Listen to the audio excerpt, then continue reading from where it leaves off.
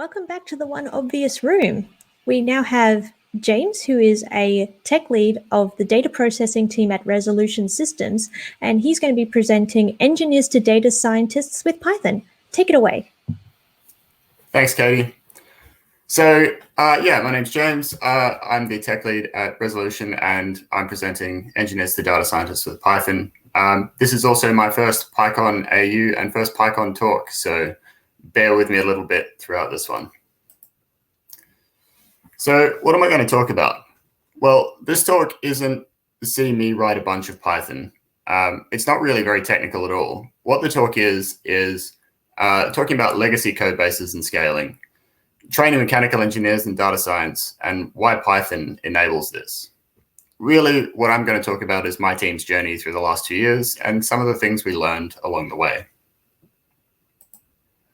So in a movie, this is probably where you'd hear a record scratch followed by some narration saying something like, "I bet you're wondering how I got here." And to understand this, I think we need to go back a few months. So before we do that, a little bit about me. I'm currently the tech lead at Resolution Systems. Before that, I was a mechanical consulting engineer, and I worked as an iOS developer prior to that. I've been working in Python for about 5 years, and my educational background is mech and aerospace engineering and maths and computer science. A little bit of context about what we do. I joined Resolution 2 years ago. We develop automated mining improvement tools. We take high rate data streams from 1 hertz up to 1,000 hertz across hundreds of parameters. We compress, store, and forward those to a cloud processing pipeline. And then we deliver analytics products via web API and email. To make that a little bit more concrete, we strap equipment onto trucks that look like this and the equipment behind them, and we try and optimize and improve the process of mining, ultimately try and make it more efficient. So a bit of technical context, we have a MATLAB monolith. It's got some Java and C bundled in there as well. We do batch and mini batch processing. Time series analysis is a big part of our work. We also deal with a lot of geospatial data and a bunch of classification tasks. In terms of deployment, we deploy to a Docker stack with a whole bunch of AWS resources, AWS Batch, ECS, S3.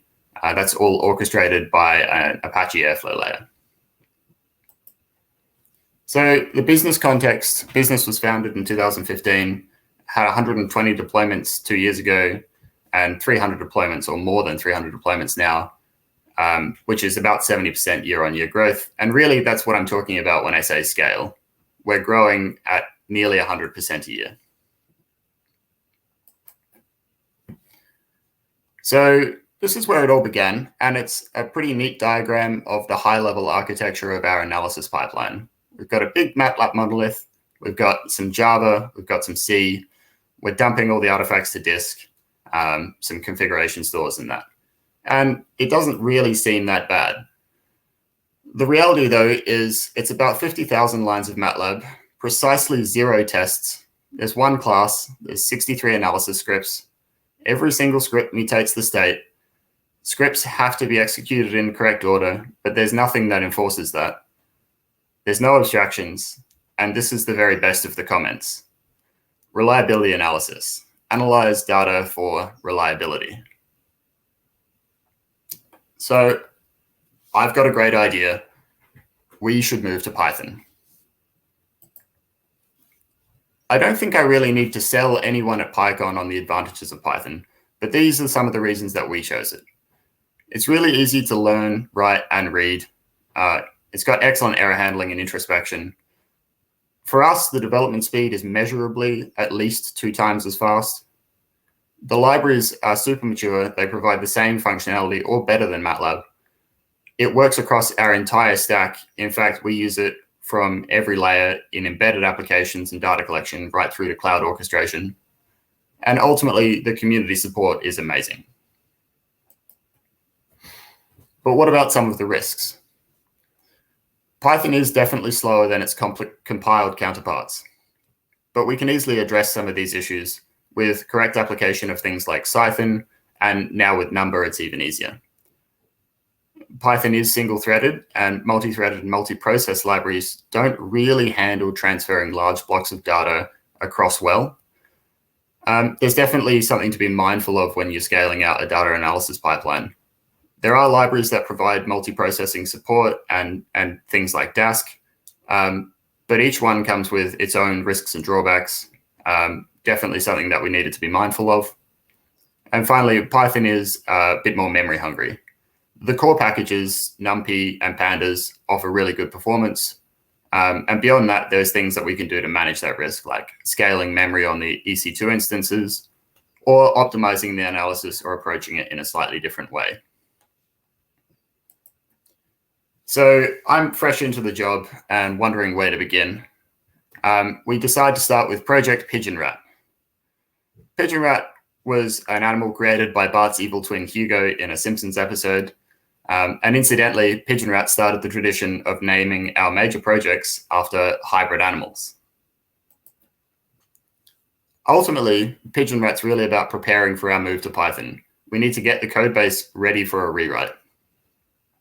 So the goals are, let's make the analysis scripts pure functions, let's separate the core analysis into hierarchical classes, and let's abstract data access and cleaning from the actual data analysis.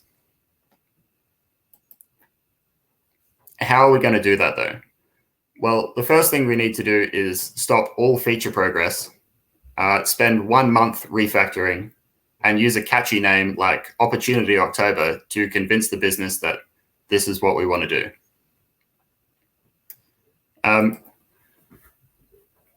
Why do we want to go for pure functions? So a pure function is a function that its output is always the same for a given set of inputs. And this is true regardless of how many times you repeat it. It's not affected by arbitrary state, and it doesn't affect arbitrary state either. The great thing about this is they're really easy to test and really easy to understand. In terms of abstracting data analysis, this is sort of what it looked like before we started. We had a series of analysis scripts, we had a series of separate data stores, and each analysis was interacting with the data stores in a different way. What we were aiming to do is get to something like this. The data access layer was providing access and cleaning prior to ingestion into each of the analysis scripts. So you already know from the start of this talk what happened. The team was still in the office at Christmas Eve at 7 p.m. Production was on fire. We'd more than doubled the initial time estimate so far, and the business was definitely not happy. That's how we got here. So the first thing is, why not just roll back? Well, you're going to have to understand that we broke some rules in this refactor, and we introduced new features that we had promised to our clients. Key thing is that mining doesn't shut down over Christmas time, and so we were on the hook to deliver these features. We had to get this refactor out. Like all good failures, you need to have a postmortem. So the main lessons that we managed to extract from our postmortem were the refactor failed because we had no testing, low iteration speed, we were fixing bugs and adding features, we had configuration pretty much everywhere, and we were mutating global state. I'm going to dig into these a little bit more now. So if you approach a refactor and you don't have testing, it's impossible to verify the execution behavior. It's impossible to verify when something is a regression, when something's an existing bug, or just in general when things are going wrong. In data analysis pipelines, you also have the issue of figuring out whether or not your data products are actually valid or not after this rewrite. The thing is, if it was easy to write tests in advance, then we wouldn't probably need to do this refactor as much. So our team came up with a solution that we call heuristic tests. For us, heuristic tests are using the physical and business rules to validate the data. And the way we approached this was with a really simple and intuitive method. We used PyTest. We parameterized all of the key parameters via command line arguments, And then we provide data access via fixtures. And what that enabled us to do is really quickly generate a whole set of really simple and easy heuristic tests for all of our data products. And the great thing is it aligns really well with your code base if you're using PyTest for unit testing as well. So the next identified cause was iteration speed. And really, during a refactor, I think iteration speed is probably the king. Short cycling prevents the scope of any single change growing too large, and it provides really quick feedback on regressions. It also forces you to integrate early. I think we've all had a refactor where we haven't integrated early and we get too far down the line before we try and put things back together again and wonder why nothing works.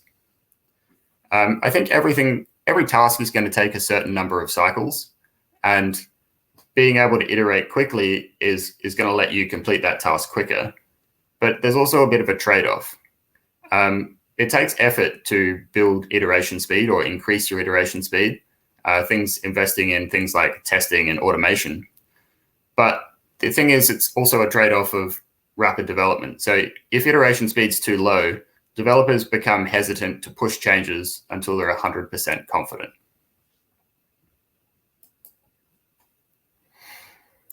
So fixing bugs and adding features was the third identified cause. And really, this one is probably the most insidious.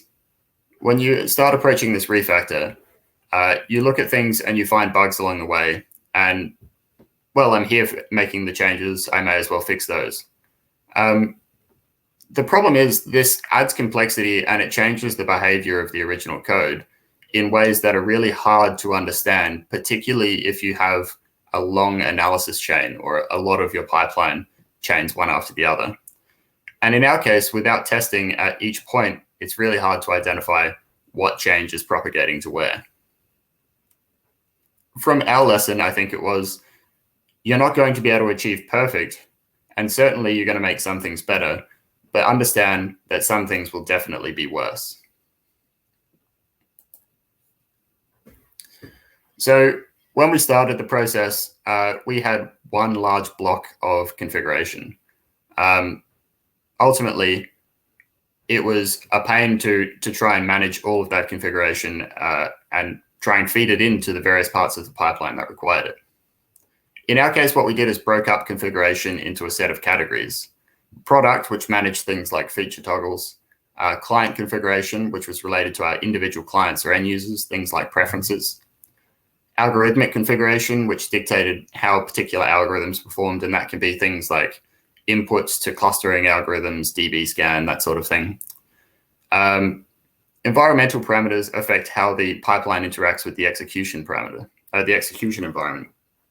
And that's things like permissions to access AWS buckets, those sorts of things. And then finally, deployment. So how do we handle things like errors? Do we push them to PagerDuty or do they just go to Slack? Who should we wake up? Separating into those blocks made it vastly easier to manage the configuration across the pipeline. The final identified cause was global state. I don't think I really need to remind anyone that global state is bad. It's one of those things that usually gets added as a temporary measure, usually under pressure, and it becomes permanent, and then it becomes nearly impossible to remove. If you really must, I think you can add global state, but it's important to make sure that it is immutable. So a couple of other things that emerged from this retro was the importance of the retro. For us, it provided a space for the team to talk about the problems and identify some of these hidden issues. It also enabled us to develop some shared context, an understanding of what it was that was wrong with the code base, how the code base looked, how each of us develop, and how each of us communicate. But ultimately, it was providing a platform for learning, and I think retro super important. The other thing that emerged, and this was after the retro concluded, was empathy. The engineers that wrote the code before you were probably under a whole different set of constraints. They had completely different context and knowledge states. And in an early stage startup, the pressures are pretty much endless.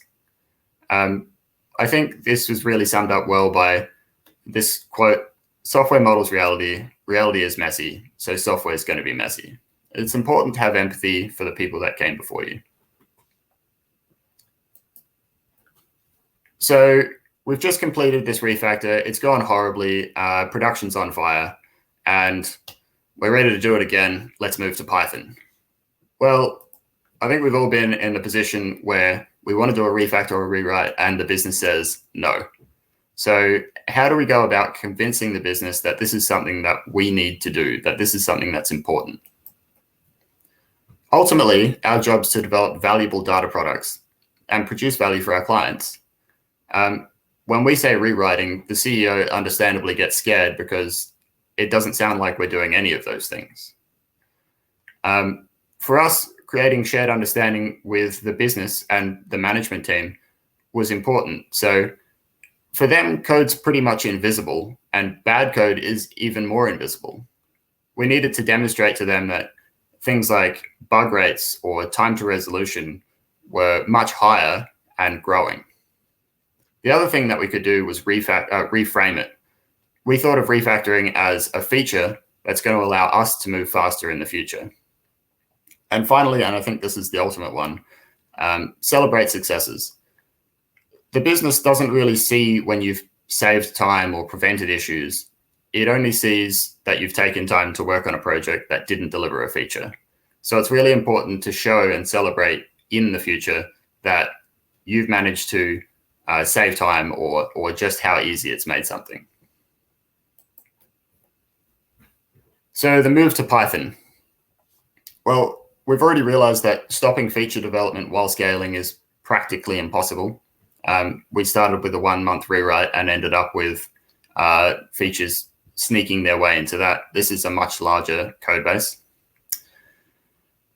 We also know that large-scale rewrites get out of control, but how are we going to go incremental? Well, it turns out that MATLAB actually supports a two-way Python interface. You can do direct calls from MATLAB to Python and back, and that handles things like primitive data types, access to libraries. One other caveat, the team doesn't really know Python at this stage. But it turns out it's not that hard to get them on board.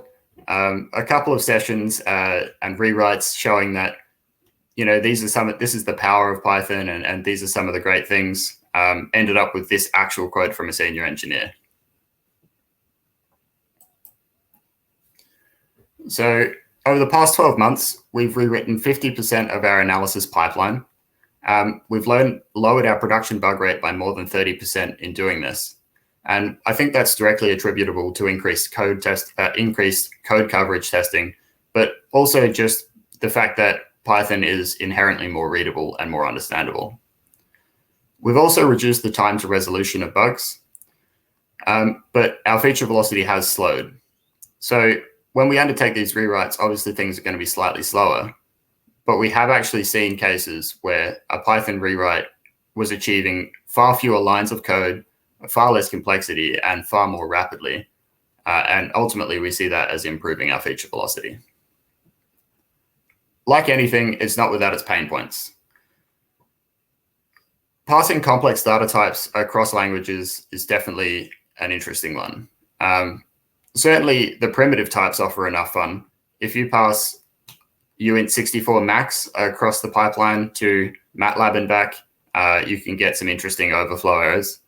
I've also seen nans become strings from floats, but ultimately we managed this complexity by wrapping MATLAB's Python interface with a serialized, deserialized on either side, and that handled complex data types across the interface. Another one, which some of you will remember, is that MATLAB indices start at 1. Passing things across where they index at 1 and then index at 0 leads to a whole new range of off-by-1 errors. And finally, MATLAB LD preloads its own libraries. So LD preload basically allows MATLAB to inject its own version of C shared libraries.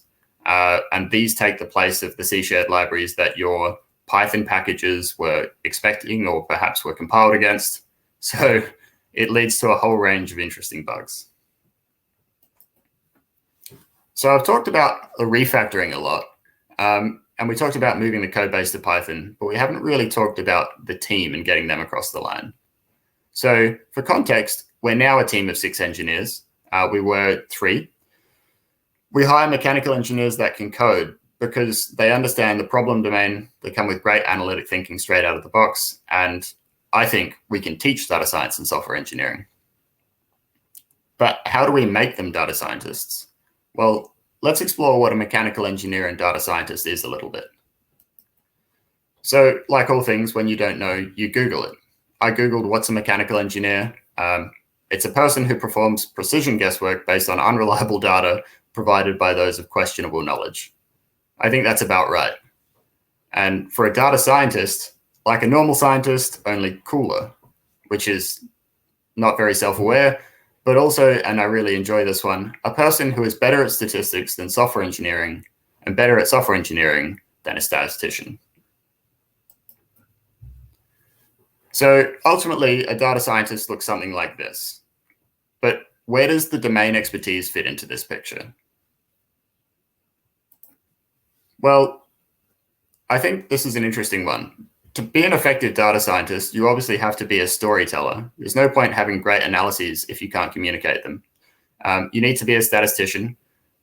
I think a solid grounding in statistics is suitable, but enough self-awareness to know what you don't know, and you need to be a data wrangler. But what really separates the effective data scientists is that they understand business context and they understand domain context. And I think those two are slightly different. A business shares its domain context with all of its competitors, but I think each business typically has its own set of complexities, and understanding those is the key to delivering value. So I think there's 2 approaches sort of taken in the market today, and generally it's the traditional approach. Take someone with a data science skill set, teach them your problem space, your business context, and domain. But I think there's an alternative, and that's take someone with knowledge of your problem space, your domain and business, and then give them the tools to express and answer their own questions. And increasingly, I think the alternative approach is more suitable. Businesses which don't have data analysis skill set can build it internally by investing in their people. So how do I make one? Well, the short answer is I don't really know. So when you don't know something, you Google it. I found this. I think this is a really interesting diagram. I think it's great, but I also don't think it's realistic.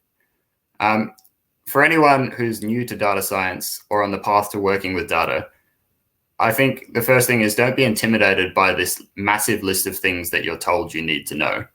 I think a basic grounding in statistics and a basic grounding in software engineering is enough to be an effective data scientist, provided that you have that business and domain context. So what's really separating engineers and data scientists? Well, I worked as a mechanical engineer for quite some time before making the switch to data science. And in my opinion, there isn't a huge amount that separates us. I mean, obviously there's some software skill, but ultimately I think the 2 things that really separate us are how we deal with uncertainty.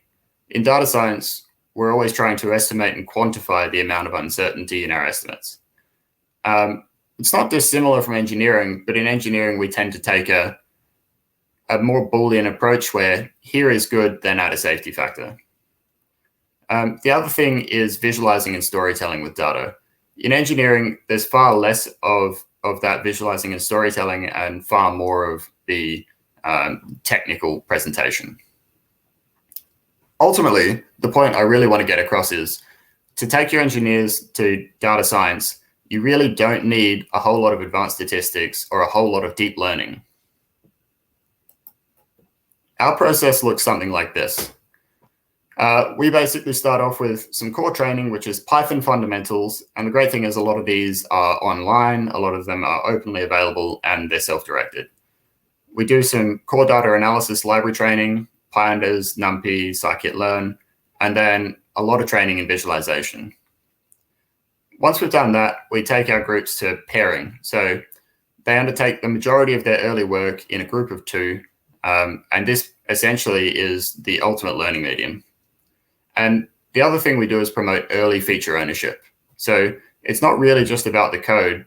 It's more about delivering value to our clients. And how we do that is by giving them ownership of a feature and making sure that they're delivering that value.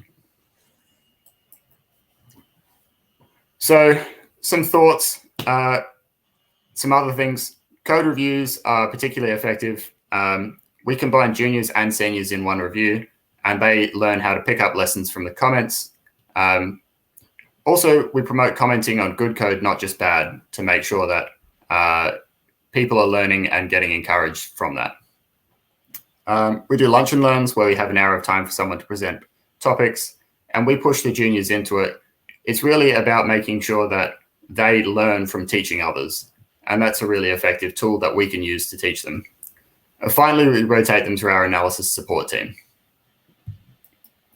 So the key bits James, that I want to take. We're actually at time. Did you have any final thoughts that you wanted to share? I did. This is the key bits.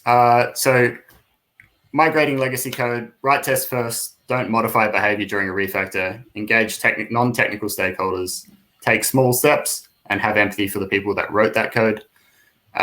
Consider hiring people with domain experience, teach them data science, and data science doesn't require a huge bag of deep learning and statistics. Thanks for your time. Wonderful. That was a really interesting talk, and I know you have so much that you want to share on this. Are you happy to chat to people in the hallway afterwards? So I actually have to run away for a little while, but I'll be jumping into the hallway after that. Wonderful. Well, I'll see you in the hallway after. Excellent. Thanks, Katie. We will be back in a few minutes with our next speaker. Don't go away.